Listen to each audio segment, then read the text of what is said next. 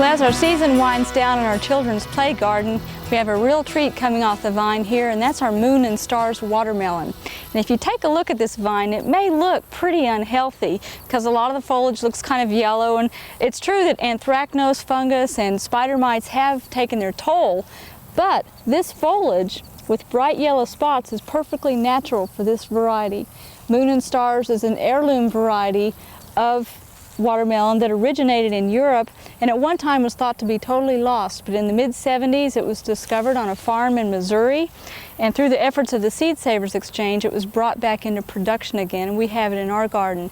And the foliage does have bright yellow spots on it that look like stars, but take a look at this watermelon over here. It has a wonderful full moon on it, and it just makes it a very unique home garden variety. The Moon and Stars comes with both red and yellow flesh varieties. Some are white seeded, but this is the original Missouri strain that's black seeded, and we want to pick this one and see if it's ripe. If you've never grown watermelon, just a brief overview, the surest sign to tell if a watermelon is ripe is look at the tendril, that curly little tendril just opposite the node where the watermelon is attached. Here's one up here that's green, but right next to the watermelon that you're considering cutting, you want to make sure that tendril is brown.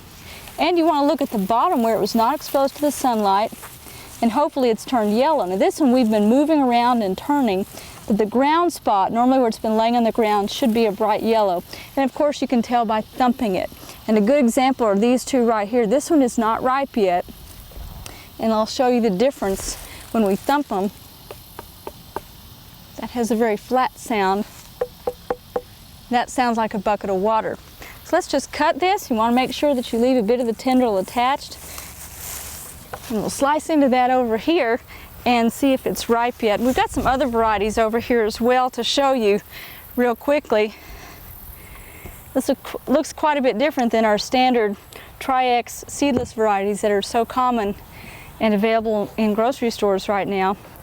The Moon and Stars, oh, I hate to cut through that moon. Let's turn that because it's just so pretty. Boy, that is ripe. When a melon just explodes open like that, sometimes it's a sign of overripeness. Sometimes it will crack out in the field because of excessive irrigation or overripeness. That's still going to be tasty to eat. And you can see those nice brown seeds in there that we'll be able to save and reuse for next year because this is open pollinated. Let's take a look at these over here. This is a Moon and Stars that we cut earlier that was not quite ripe. The rind is still real thick.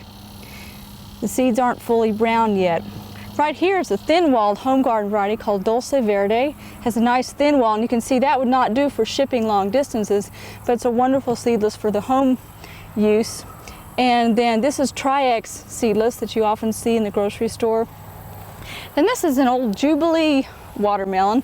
I just wanted to show you the odd shape of it.